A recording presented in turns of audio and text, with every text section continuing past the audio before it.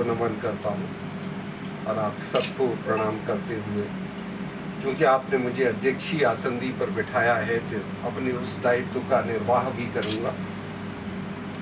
आज की ये गोष्ठी निश्चित रूप से बाबूजी के प्रति भावुक सुमनों की एक अभूतपूर्व माला की रूप। हम सब जो उनसे जुड़े हैं, जिन्हें उनका सानिध्य मिला या जिन्होंने सानिध्य नहीं मिला लेकिन बाद में उन्हें अनुभव किया, वे सब बाबूजी के प्रति श्रद्धावंत हैं। मनुष्य समय की रेत पर अपने पथ चिन्ह छोड़ता है। हम सब काल चक्र की परिधि पर बैठे हैं और उसके केंद्र की तलाश कर रहे हैं। वाह वाह। लेकिन वो केंद्र हमें कभी मिलता नहीं। जब तक हम केंद्र के पास पहुंचने को होते हैं, तभी ऊपर से बुलावा आ जाता है। इसलिए समय की रेत पर जो लोग अपने पद चिन्ह छोड़ जाते हैं, वो याद किए जाते हैं। वाह। और बाबूजी तो समय की रेत पर पद चिन्ह नहीं बल्कि शिलालेख लिख करके गए हैं, और वो हम सबके हृदयों पर अंकित हैं। इतना वरुण जी तो बहुत निकट थे, मैं कम समय आता था, लेकिन जब भी मैं आता था बड़े स्नेह से पास बिठाना और उनके चरण स्पर्श करके ऐसा लगता था जैसे हमारे पिता चले गए हैं, लेकिन उसी के रूप में हमारे पिता के रूप में नहीं है। जो उल्लास, जो आनंद उनकी निकटता में मिलता था, तो मैं बहुत व्यस्त था, इसके बावजूद भी मैंने सोचा कि बाबूजी की पुण्य स्मृति और स्मरण के लिए तो मैं जरूर जाऊंगा। वे केवल हिंदी, अंग्रेजी, हिंदी और मायड़ भाषा, उर्दू, ब्रज, इसमें ही नहीं लिखते थे। वे अंग्रेजी में इतना परफेक्ट दोहा लिखते थे कि देखकर ताज्जुब होता। मात्राएं भी इंग्लिश की मात्राएं भी 13-11 की मात्राएं, और कलन, जो कलन का चलन होता है, उसको भी बिल्कुल। लेकिन जब वे दोहा लिखते थे और पटल पर भाई किशोर जी उनका दोहा डालते थे, मैं उनके दोहे का जवाब लिखता था। तो जब भी मैं मिलता था तो कहते थे अंग्रेजी का दोहा लिखना आसान नहीं है, तुम लिख लेते। बहुत अच्छी बात है। मैंने कहा आप जैसा नहीं लिखा जाता। तो उनकी स्मृति के लिए मैंने अंग्रेजी में भी कविता लिखी आज, क्योंकि हम सब ने हिंदी में, ब्रज भाषा में, मायड़ भाषा में उनको श्रद्धांजलि दी है, लेकिन वे अंग्रेजी में भी लिखते थे, तो अंग्रेजी में भी उनकी कविता होनी चाहिए, उनके प्रति समर्पण का भाव होना चाहिए। इसके साथ साथ उनकी जो जिजीविषा थी, वो मुझे बच्चन जी की याद दिलाती है। बच्चन जी हलाहल में, उनकी मधुशाला अधिक प्रसिद्ध हुई, लेकिन उनकी सही रचना जिसमें सही अध्यात्म झलकता है, वो हलाहल है।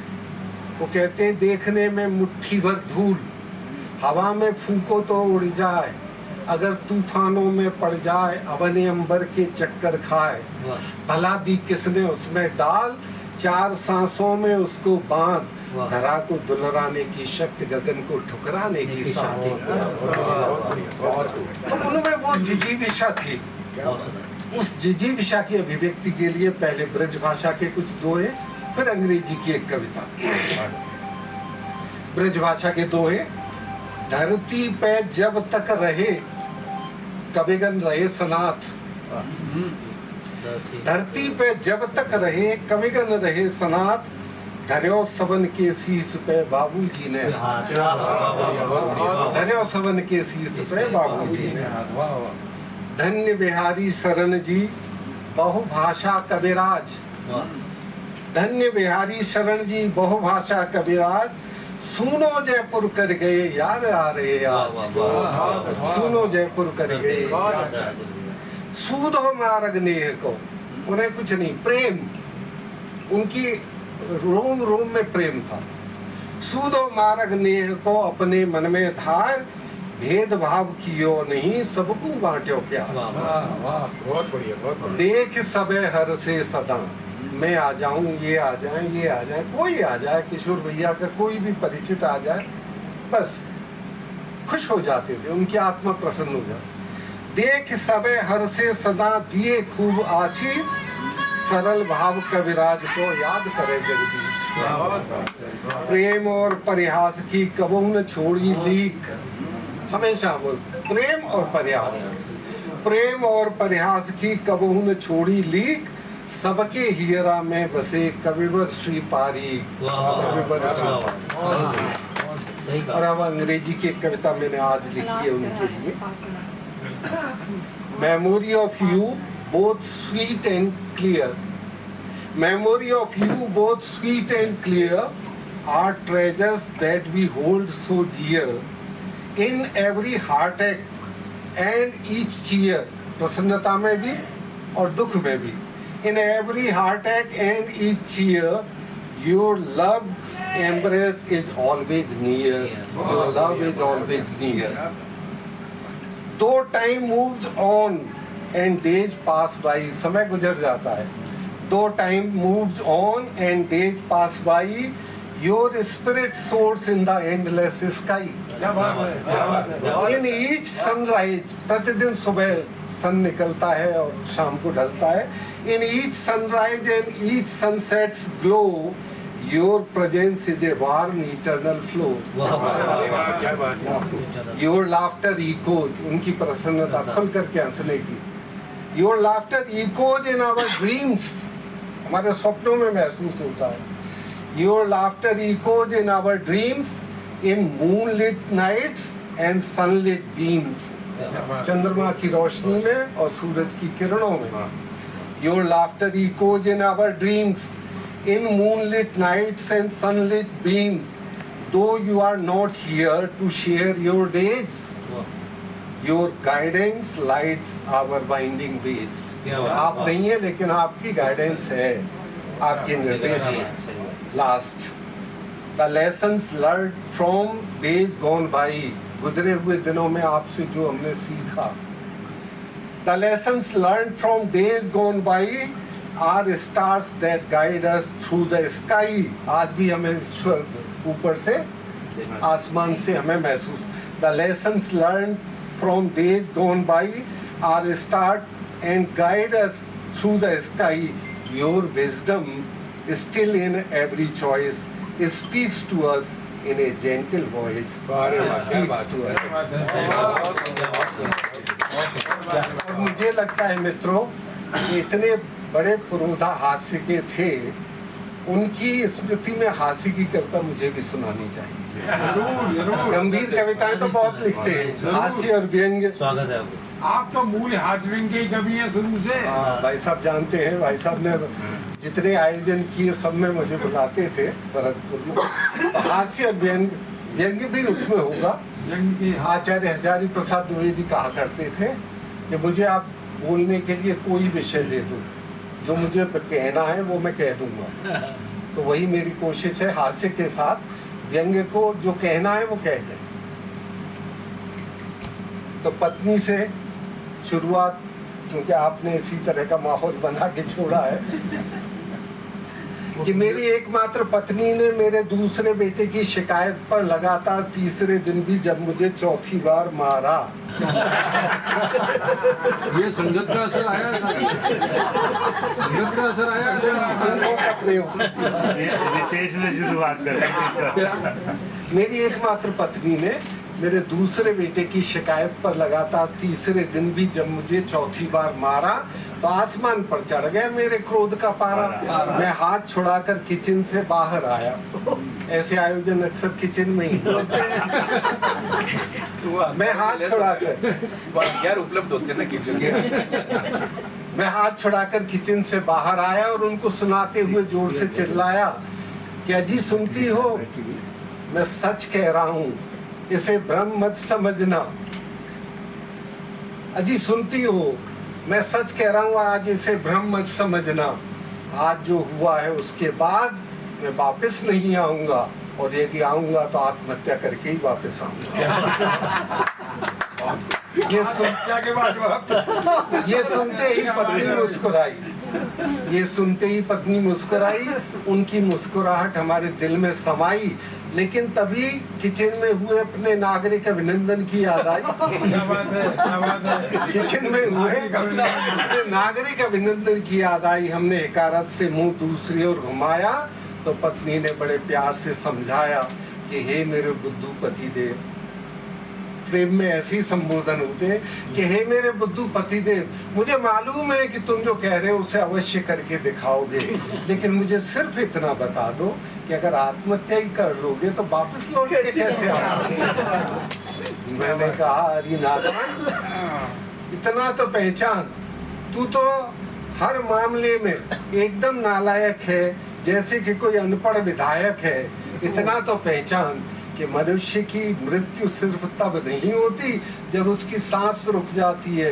अरे इंसान की असली मौत तो तब होती है जब उसकी इंसानियत मर जाती है। इंसान की असली मौत तो तब होती है जब उसकी इंसानियत मर जाती है। मनुष्य का जीवन उसके कर्मों का लेखा है।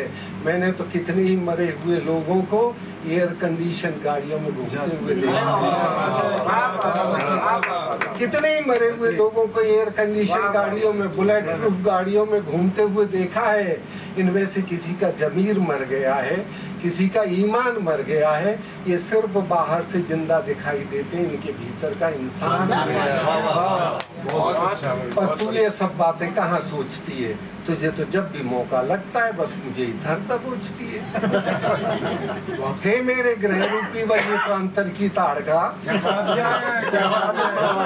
संबोधन, हे मेरे ग्रह रूपी वन्य प्रांतर की ताड़का, मैं तो तेरा ही आहार हूँ, तू चाहे मुझे आज खा या कल खा, लेकिन अपनी बिखरी हुई लटों को संवार कर सिर्फ एक बार मेरे दृष्टिकोण से विचार कर कि अगर इस देश में 1% इंसान भी अपनी पूरी इंसानियत के साथ जिंदा होते तो सड़क के किनारे मासूम बच्ची भूख से व्याकुल नहीं।